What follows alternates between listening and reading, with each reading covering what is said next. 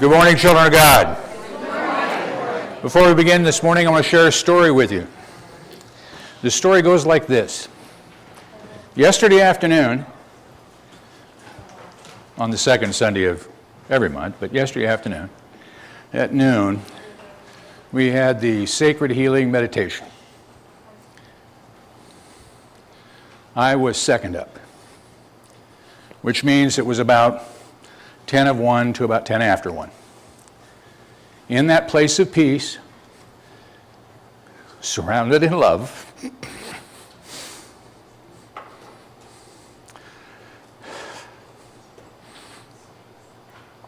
my mom made her transition. Her way.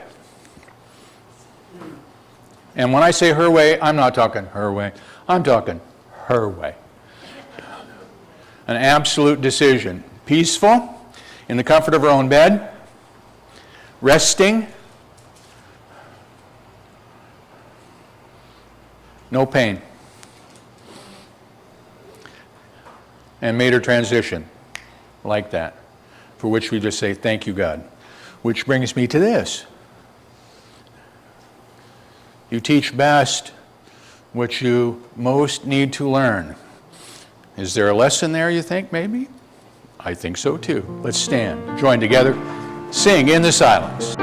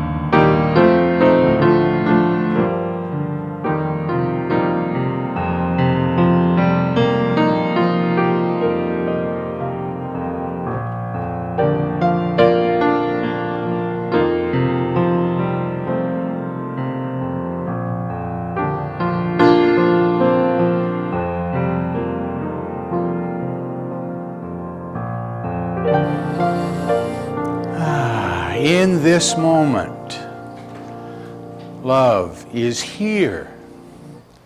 In this moment, peace is here. Truth is here. And in each and every one of us, God is here. And this day, we acknowledge His presence moving in and through us. This day, we are grateful for the opportunity to share our oneness, to worship, to sing, and to pray in the name, in the nature, in the power of the Christ. Amen. Today's daily word is prosperity, and Flo will read the daily word.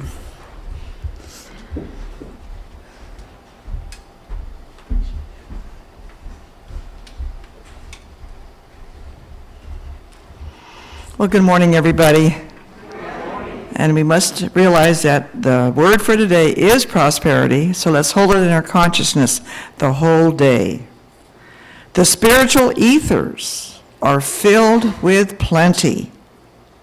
I am prosperous. In one of his early lesson series, Unity co-founder Charles Fillmore introduced a set of affirmations to be repeated daily in the silence. The spiritual ethers are filled with plenty. Prosperity fills the air, and I have abundance for every need. Following the example of Charles Fillmore, I repeat these affirmations 3 times, unifying myself with the manifesting power of the divine within. I then turn my attention inward and silently let the prayer permeate my consciousness and transform any thoughts of lack. As affirmations of plenty inhabit the deepest part of me, I attract and embrace bountiful blessings. I draw forth from the ethers prosperity that fills my life. And from the book of Philippians, I have been paid in full and have more than enough. I am fully satisfied. Amen. Thank you. Most of the time we forget who we are. And things occur in your life that remind you when you'll allow that to occur. And get out of the way of the drama of it. And just accept the truth of it. Whatever shows up in your world, you just have to accept the truth of it. Because if it shows up as anything other than good, that would be a little bit of error thinking on my part. So what I want to do is I want to start looking at my world and seeing the good in it, seeing the activity of spirit in it, even when I can't. And part of the way that I learn how to center myself is to regularly affirm the truth of who I am. Let's take our statement together. I am a child of the living God. I have within me the all-creating power of the Christ. It radiates from me and blesses all whom I contact. I am now in the presence of pure being and immersed in the Holy Spirit of life, love, and wisdom.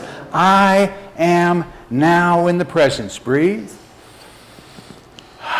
And as we rest, let's join with Steve. The Father and I are one.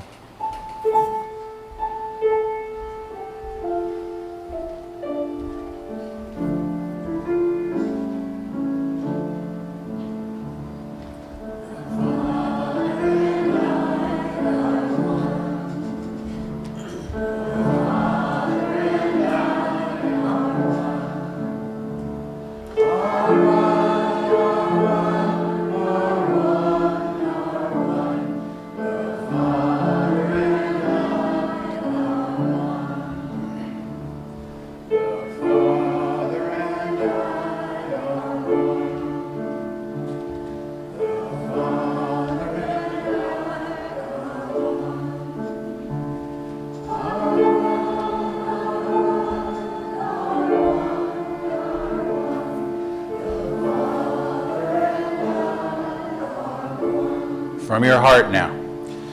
The Father and I are one. The Father and I are one.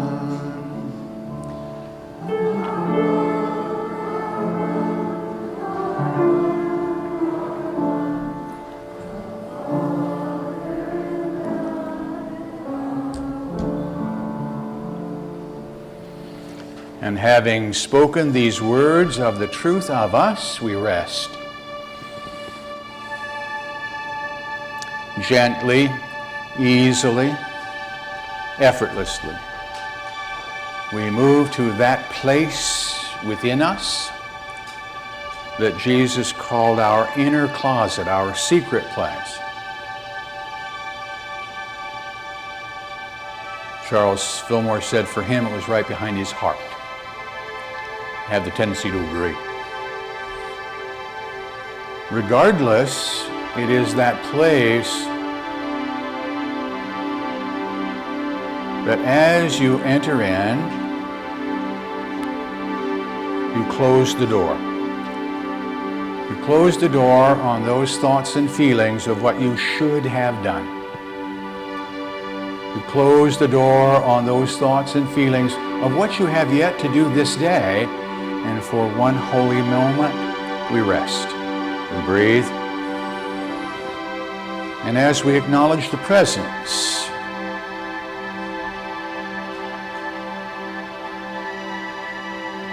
we remember the truth of us. The Father and I are one. We are one.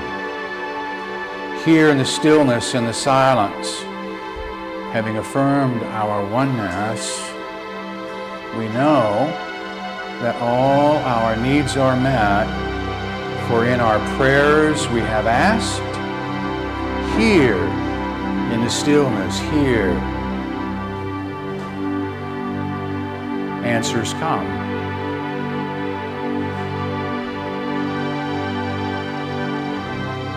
Each of us is unique and different. So for you, the answers may come in the form of words.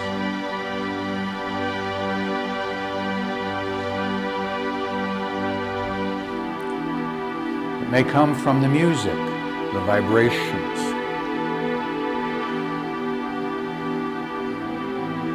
Regardless of how it shows up, know it comes to you this day wrapped in love.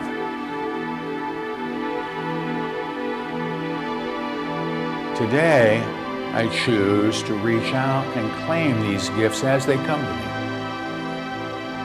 In this day, all my needs are met. And this day I say yes.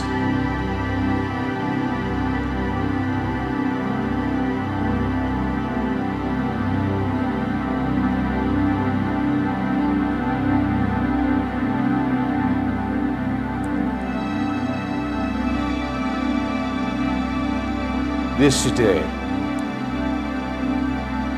I remember I am a beloved child of God.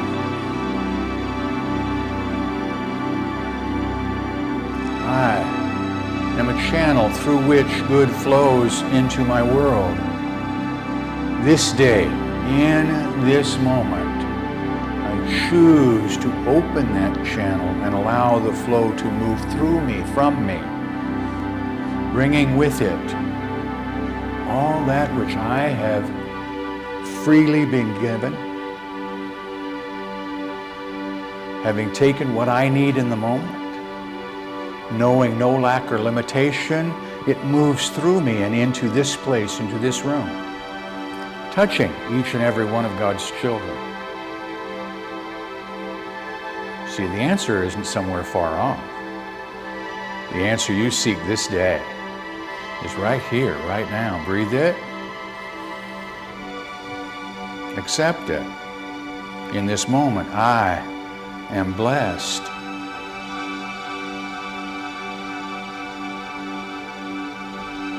I choose to be a blessing.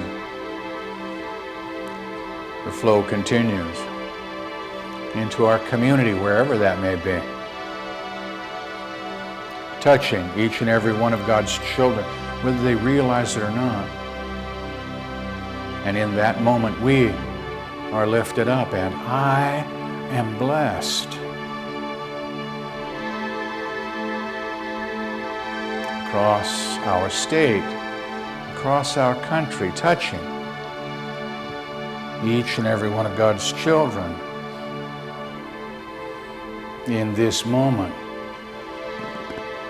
I am blessed.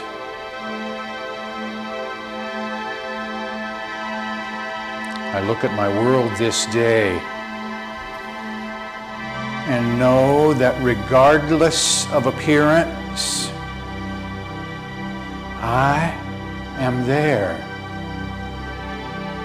And where God is, peace is, love is, truth is. This day, in this time, we affirm that for every circumstance on our planet. And we are grateful. And in that moment, I am blessed. I let the flow continue. Around my world, throughout my universe, touching each and every one of God's children. And knowing the truth of us, that we are never separate one from the other. Somewhere, somewhen, someone is saying thank you. Thank you, thank you, thank you for in this moment, those gifts which you have sent through you, from you, are gratefully received.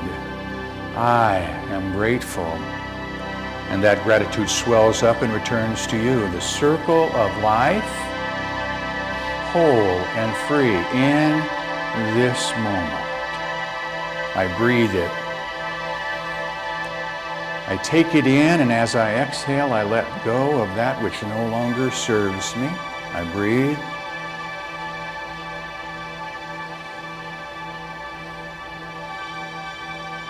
Affirming our oneness, I rest for one holy moment.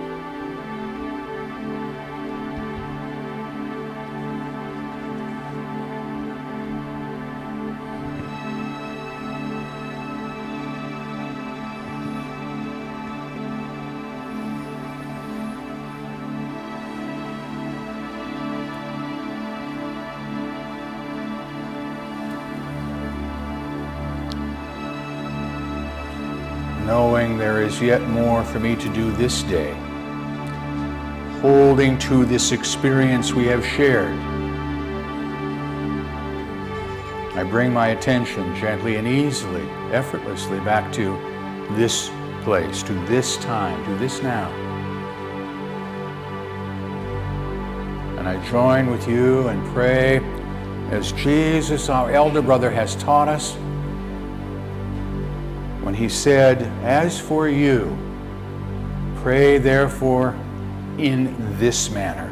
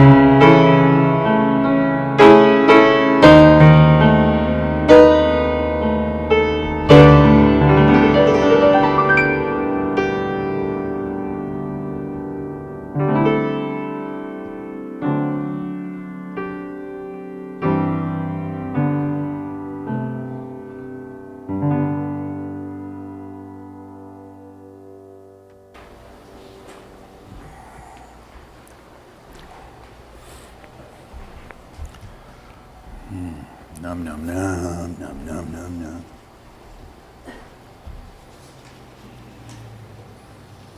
I may take a break from time to time and get another Kleenex.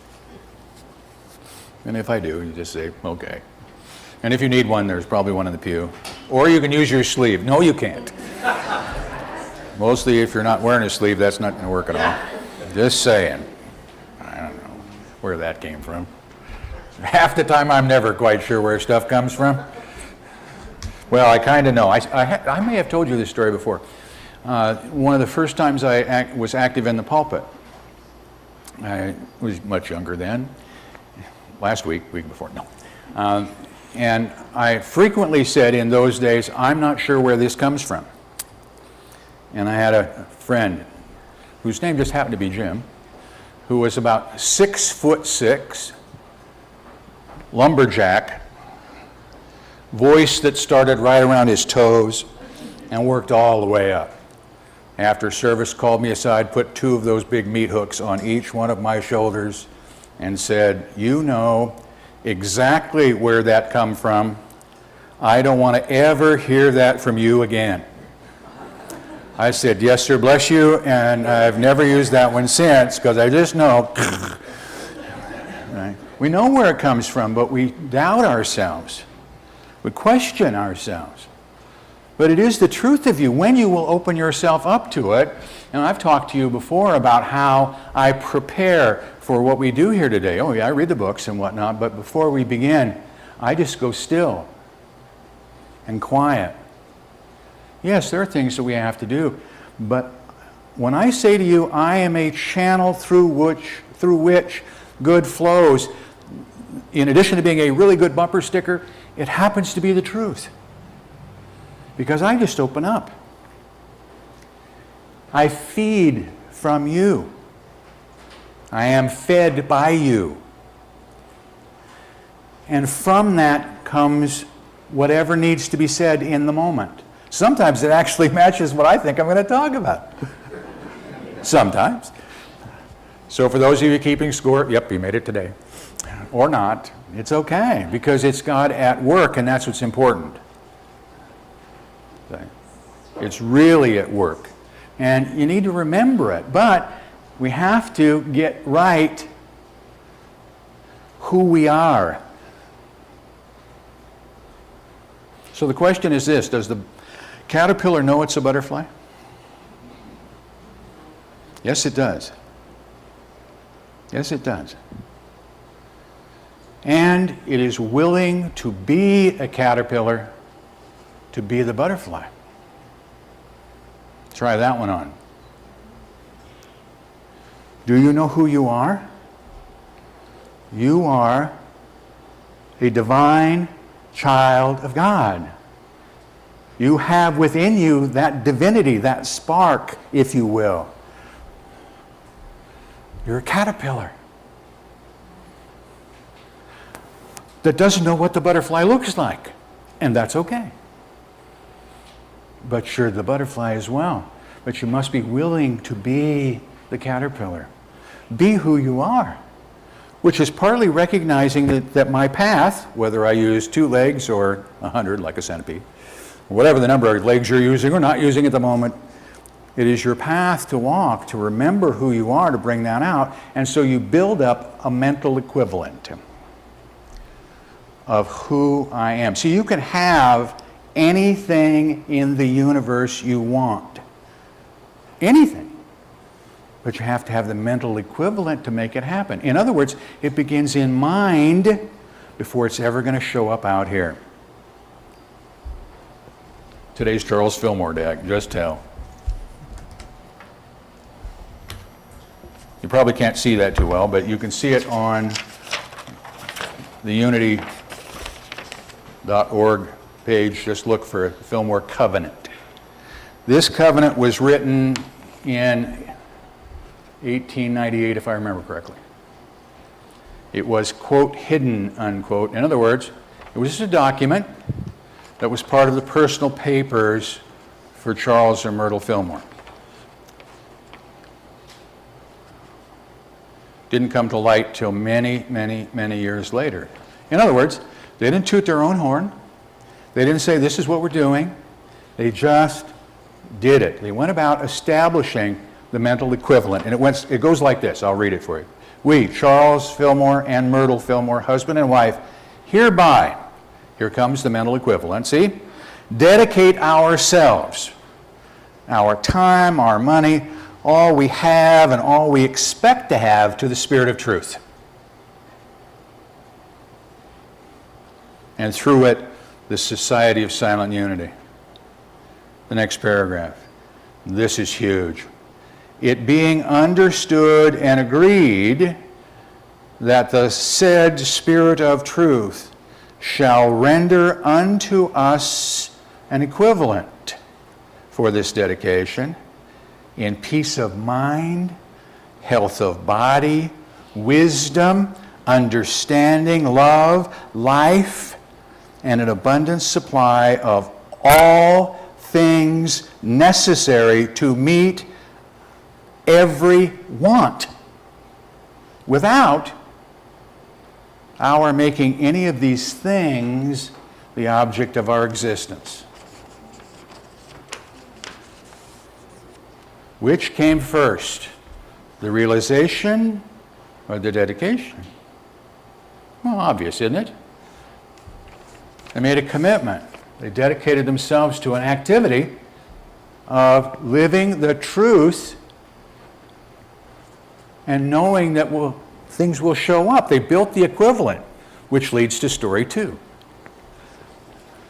God love Eric Butterworth and others, but he's the one that told this story, and I had the opportunity to listen to it again, and it's out there on the net if you want to hunt for it. It goes something like this. At one point, Fillmore's decided they were going to become vegetarians. And Charles was often asked, how come you don't teach that as part of the process? And his answer was, I don't want to get in the way of the truth. Isn't that fun? I want you to study the truth. The fact that I'm a vegetarian is irrelevant. What's important is the study of the truth.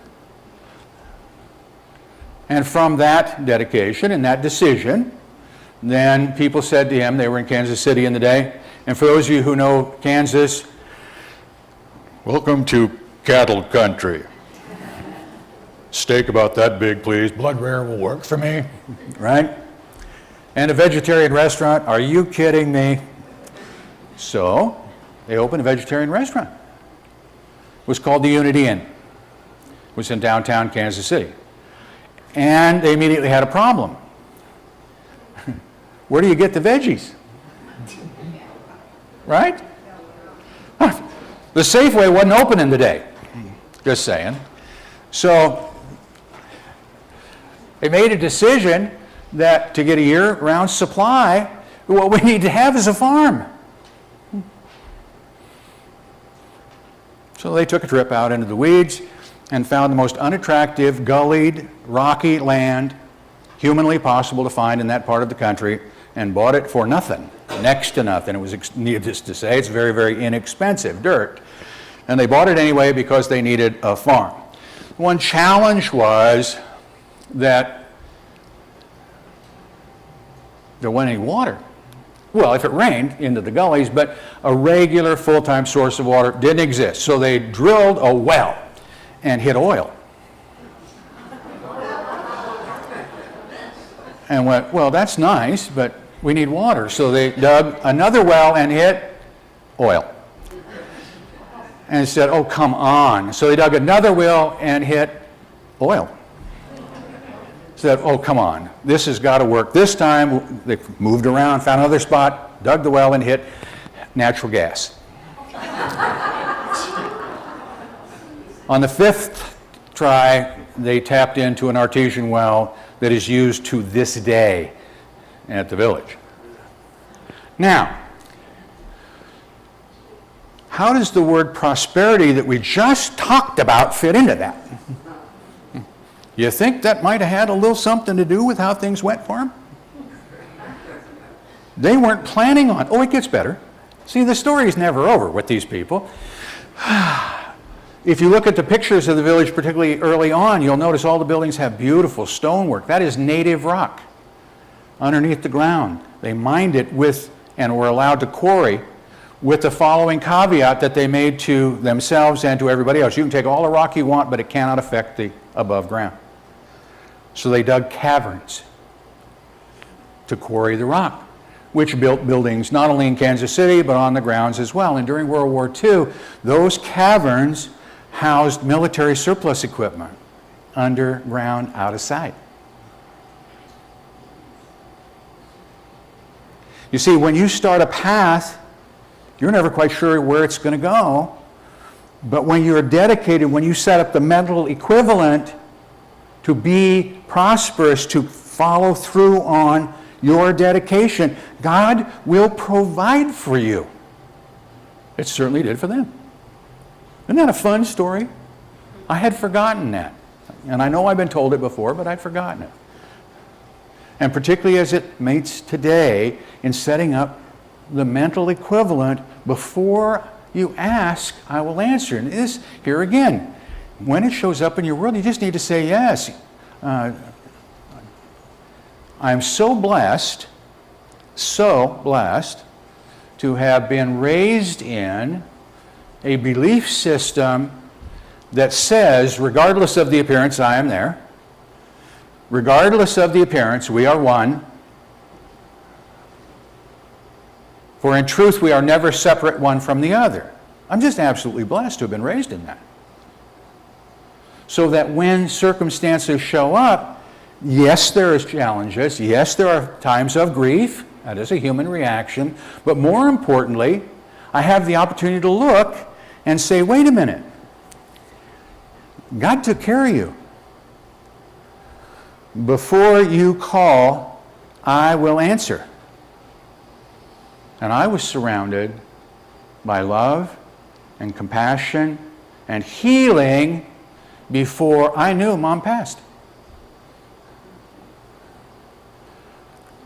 And I think I've shared with you before that in my lifetime I have had those who I knew made a conscious choice to make transition. My granddad was one of them. Said as he was being transferred, because my grandmother couldn't care for him anymore, he's being transferred to a home, a full care facility, because he needed it. And he was coming down the stairs. And he said, "This is no way to live." Turned to my grandmother. "I cannot live without you." And he sat down and made his transition. Okay? Right then. Choice. His choice in the moment.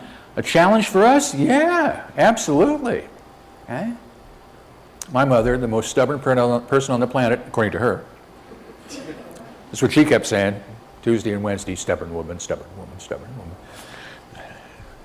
And I don't know why exactly. I think is because she knew what she was about and wasn't quite ready yet to make a full commitment. But it was on its way. And so she chose because of part of who she is. A, I'm not going to be a burden to anybody. That was a big part of her. I will not be a burden. Okay.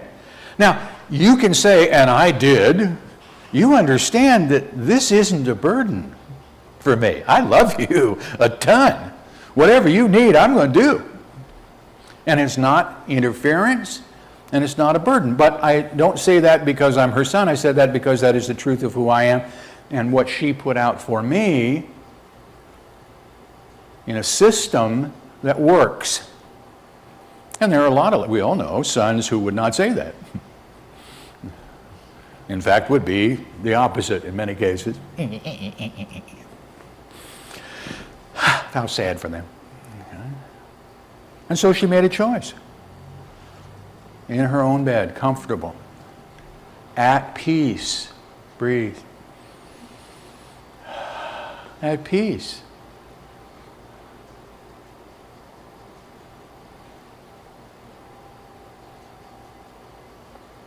and a time of high watch awareness. The exact time, I believe, of high watch awareness for me, she made transition to the next experience in life with a capital L. And that's all it is, a transition from this experience to the next. Kind of played with it a little bit on Wednesday, and I suspect we'll play with it some more about the notion of incarnations and reincarnations. How many times do you go through this? I don't know. How many ideas do you have that have now been healed and come to fruition? And will you need to do it again? Well, maybe, or not. Either way is okay. But there is only one life with a capital L. There's only one. Here comes the fun part. We have been taught and we haven't figured out how to do it yet, but I invite you to do this. Breathe. Jesus said not only to his followers, but to you and I this day, in this moment. I want you to hear the voice. Whatever that voice sounds like for you. I came that you might have life. Now, the Bible doesn't have it with a capital L. I put it in there for Rob. Because life is. I came that you might have life. Breathe. And have it more abundantly. Oh, gee, there's that note about prosperity. You see how these things tie together?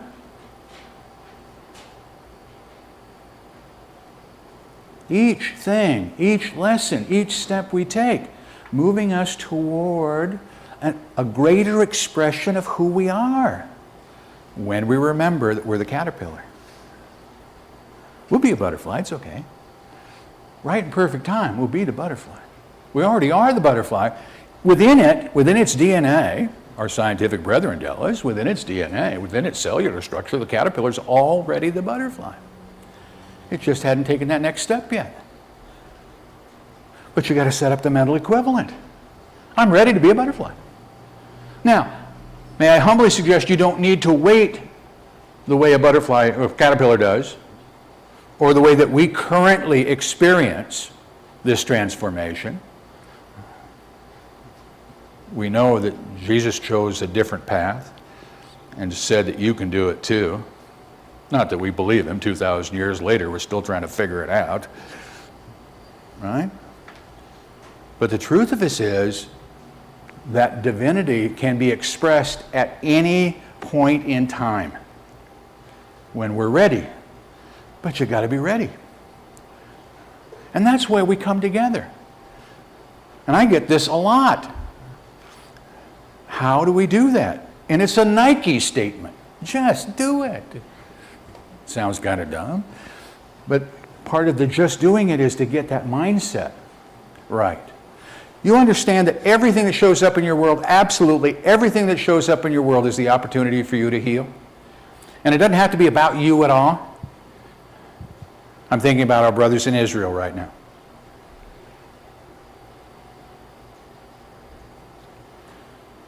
Any of us who have been in combat know that sound of incoming. 80% of the people of Israel hear that every day. They have somewhere between 60 and 90 seconds right now, as we speak, sitting right here, to find shelter. Guess where their shelter comes. Are you ready?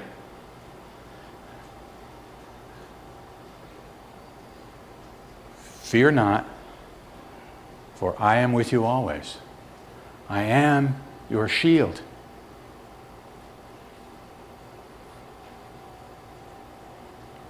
Now that doesn't mean they don't get out of the way.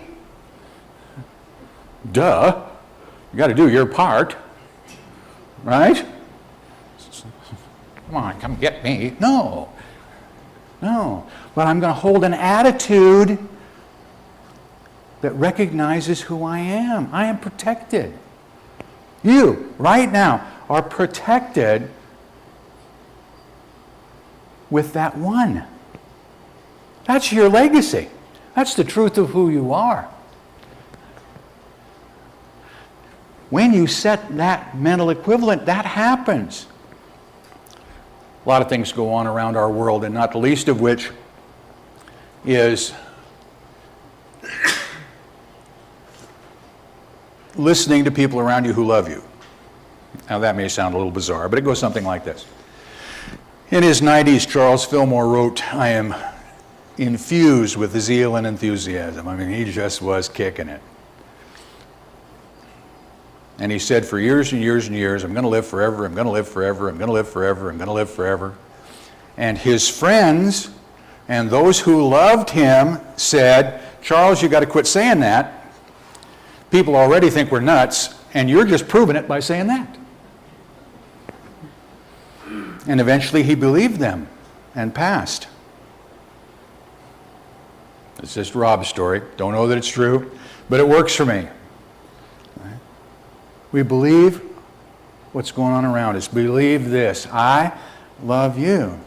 That is the message that the Christ brings to you this day, in this moment. Maybe a 2,000-year-old message, and probably older than that, but it is the truth nonetheless. Breathe. Hold a picture of you. Got it? Warts and all. With your list. Bring your list with you. Got it?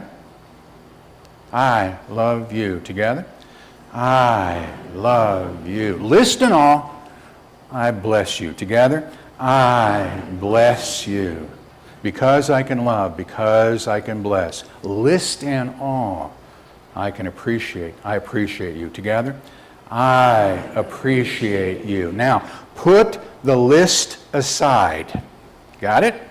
Just set it down. You can pick it up any minute. But for right now, just set it aside. Breathe. Hold the picture. Now, affirm the truth. I behold the Christ. Together? I behold the Christ. In that moment, you're setting up the mental equivalent. Namaste. Thank you for listening. Please feel free to pass this message along to your friends and family. You can obtain additional audio tapes or CDs by visiting our website or by calling our office at 541-772-6902. We invite you to join us in prayer. We know that prayer works, and now you can send your prayer request to our prayer team here at Christ Unity Church by using the form on our website. The activities, programs, and services of this ministry are presented on a love offering basis. All gifts, regardless of size, are gratefully accepted. You may participate either by sending your gift to Christ Unity Church, 540 North Holly Street, Medford, Oregon, 97501, or by visiting us on the internet at www.unitymedford.org.